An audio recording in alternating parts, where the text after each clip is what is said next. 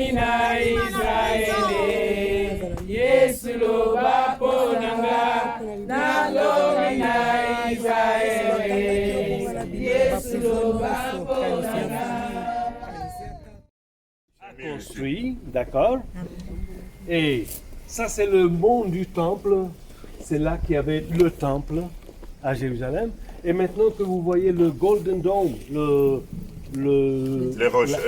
la dôme du rocher. La dôme du rocher, doré comme ça que nous avons vu à partir de l'autel. Quand est-ce qu'on va passer là? C'est là. Quand on va aller sur les... Ça, j'ai le jour, je vais voir, je vais regarder. Okay. Nous allons être sur le mont du temple, pas aujourd'hui, d'accord? Et nous sommes maintenant à la porte de Sion. Ça, c'est la porte de Sion, d'accord? Nous sommes à la porte de Sion. Et comme vous voyez, vous pouvez voir ce mur-là qui fait partie de toute l'enceinte autour de Jérusalem.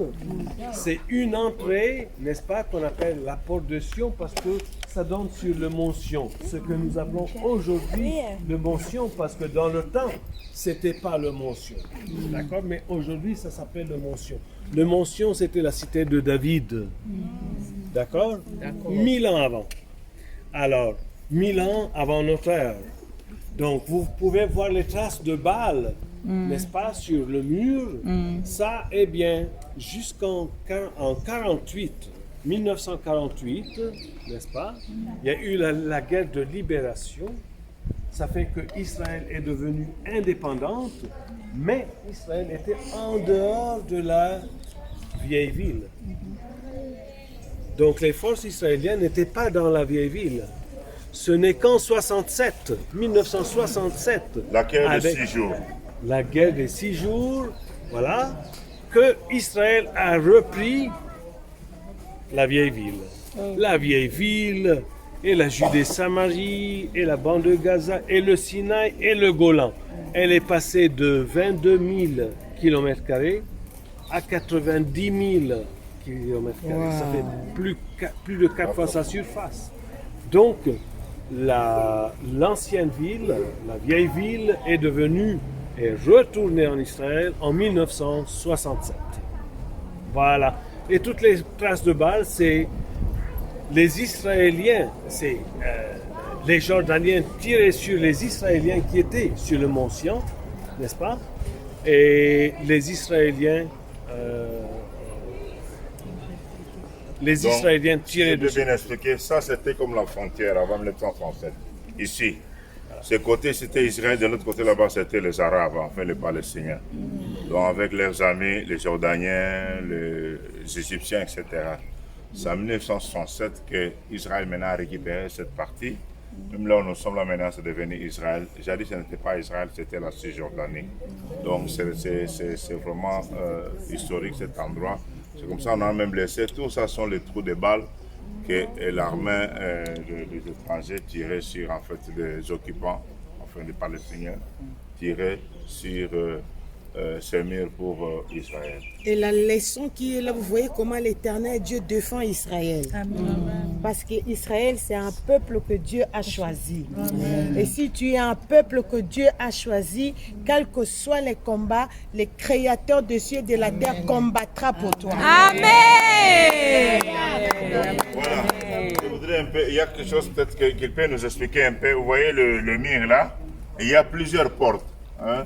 Voilà. Entrer par ces portes, donc qui nous explique un peu, à part la porte de Sion ici, ou la ville de David, il y a plusieurs portes.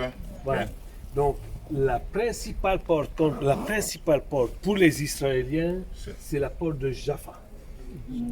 D'accord? La principale porte pour les Arabes à Est-Jérusalem, c'est Damascus Gate, ou bien la porte de Damas. Vous voyez l'entrée là, nous entrons pour aller au marché. Voilà. C'est ça la porte de Damas. Voilà. Donc, ces deux portes sont les deux portes principales. Mais l'autre là, pour la porte de Lyon, s'ils vont aller à la mosquée. Voilà.